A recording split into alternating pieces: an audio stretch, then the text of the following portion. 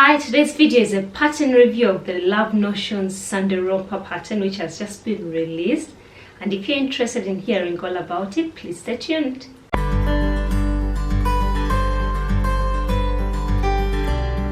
Hi, welcome to It Is Josie. Josie here. I'm glad to have you back again, and I would like to welcome all my new subscribers.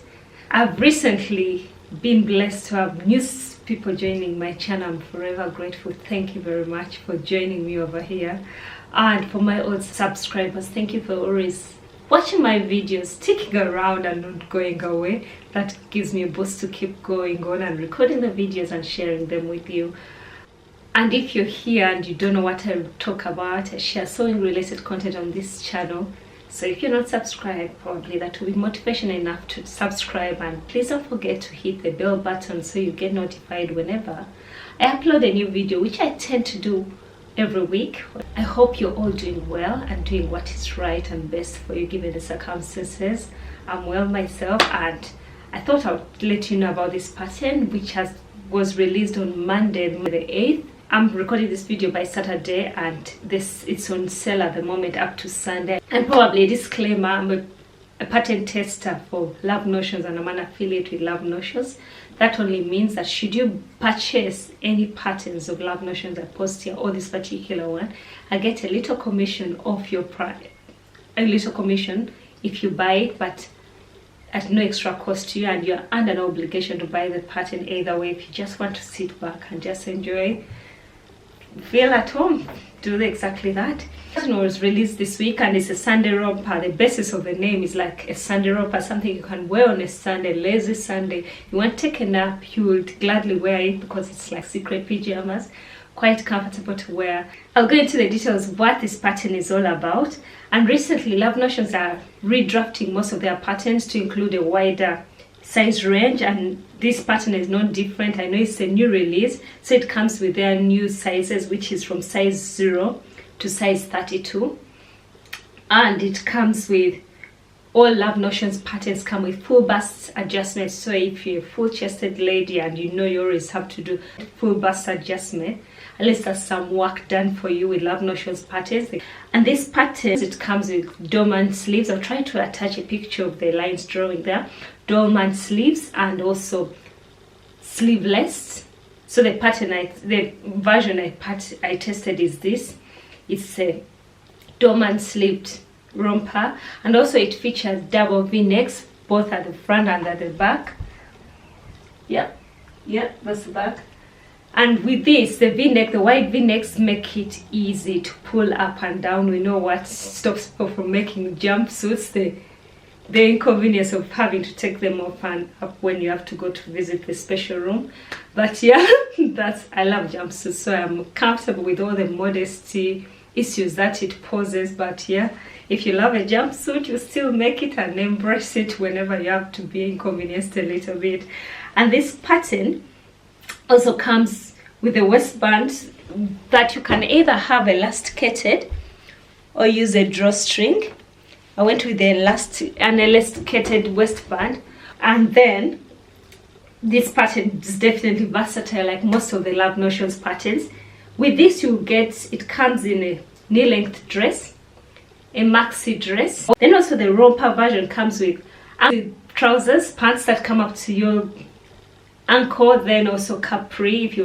However, it might pose a bit of a difficulty if your lower body is quite much wider than the upper body, so you might not have enough room to pull it over, unless then you go with your hips measurements to choose the sizing for the upper body, if that's something you're worried about. Or if jumpsuits are not your things, dresses, you have knee length and the maxi dress version. Then I pattern tested the romper version, which is just above the knees. My thigh bone is quite long, so it comes up a bit shorter than it would on most people. But not that I'm complaining, I actually liked the look. You can dress it up or dress it down, so it's versatile. It gives you all that. And also it's recommended for neat fabrics.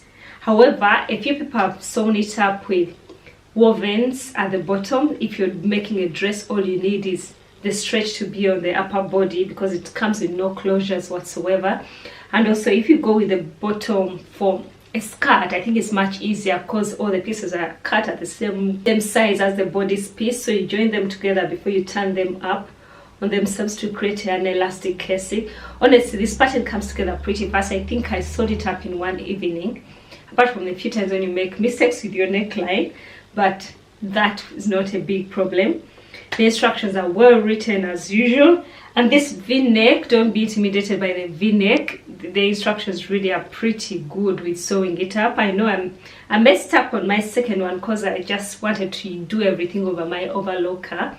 So I would skip a bit of the v-neck here. I think my advice is when you're sewing the neckline, you first go over it with a sewing machine so that you stretch it at the right time and you can easily control the speed at which it's fed in under the machine. And also you can make sure that you first tuck in the V so you don't lose it out from there, because that's, I think, the problem I experienced, that I was skipping it out, so I kept on picking it up and picking it. That's what took most of my time, but it's a pattern that comes together pretty well. And with the dormant sleeves, I just folded it over itself, which is easy. And I use my cover stitch machine, but you don't need a cover stitch machine. You can do it over a sewing machine using a twin needle, or if you would rather use zigzag stitch, it's still pretty good. So I made two variations of this. This was my pattern testing final piece, but I also went ahead and sewed up a dress version. I'll attach pictures and a few clips on this. So this, I'll talk about this. I made it out of a paisley print viscose jersey fabric. I bought it off eBay. If you're interested, I could attach the link at the bottom. And it comes off orange. It's a tomato red. It's pretty much close to orange, although it's still red, not orange. It's a beautiful fabric. I'll attach a clip of me in this particular romper.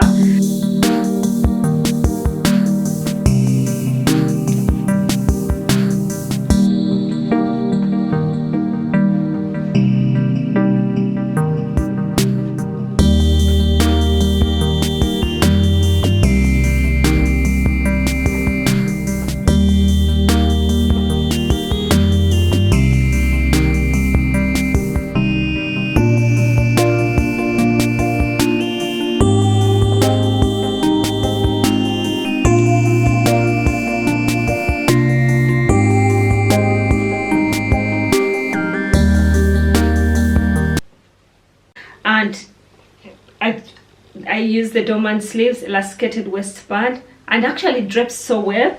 The only alteration I made to it, I made a sway back adjustment, which is a common adjustment I make on most of my patterns. If you're new here, I could show you on my assistant here. This is Letitia, my assistant.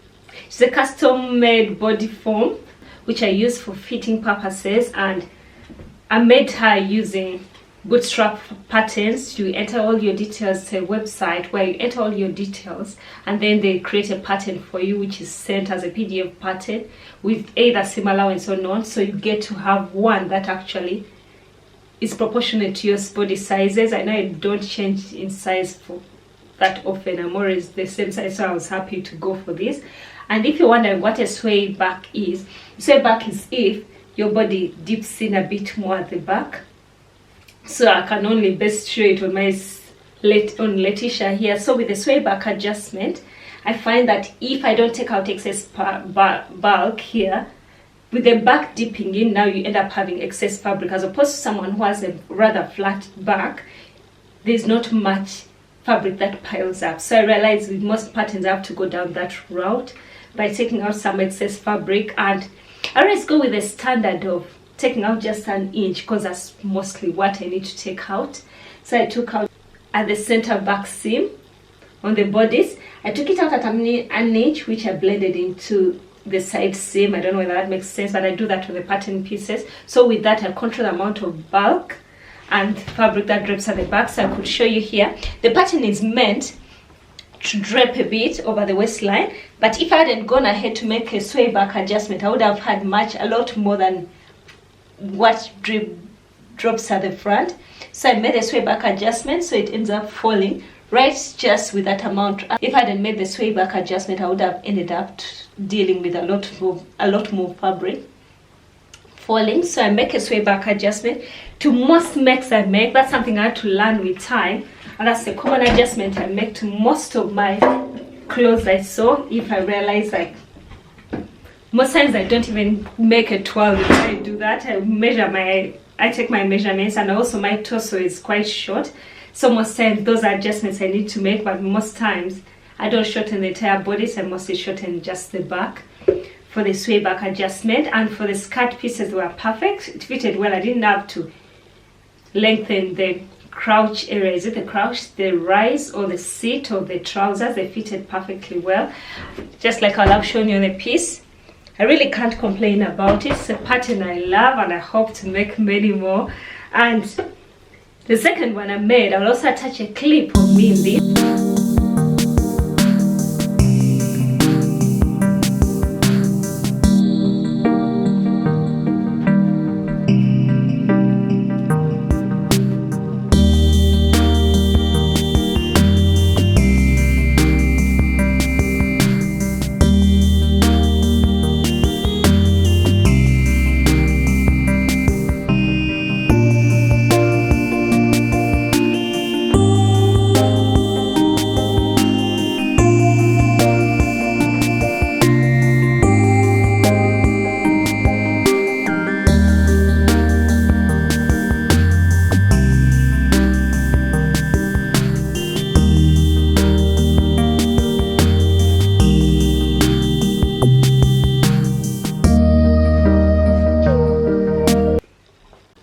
This is not as bright as this, but still there's always room to dress down a pattern.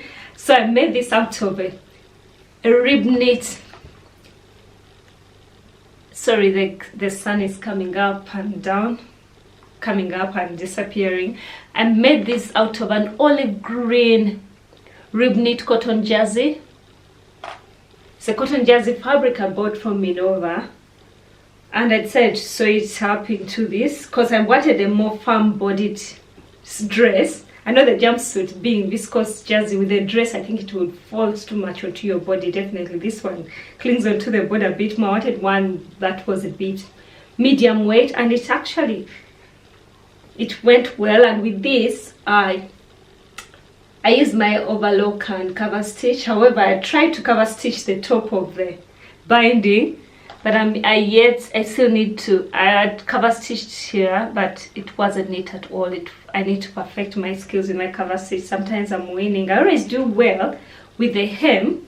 The hems are always brilliant, but if I come to the neckband, sometimes I decide to give up on using the cover stitch. And yeah, you will notice that the threads don't match because we're under lockdown. You don't have the luxury of going to the shop and buy the exact matching thread. So if you're lucky to have something that's close to the color, you just go with that.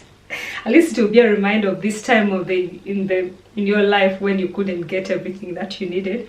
But yeah, I like how both dresses came together, and definitely they have pockets. Who wants to make a dress without a pocket? Probably something I could say about the pocket. I've since made a jersey top, a jersey jumpsuit with pockets, and I went ahead, made the pockets, but I realized the recommendation was to use a clear elastic to make the pockets, prevent them from sagging. And that time I skipped that part because I didn't have clear elastic on me, so I decided to stabilize the seams. But then when I got down to sewing it, they had stretched out, so they were baggy and bulgy around the pockets. And I almost omitted the pockets on this pattern because I was sewing just mostly on this one. But I was like, how will you celebrate your own handmade dress without a pocket if you omit the pockets?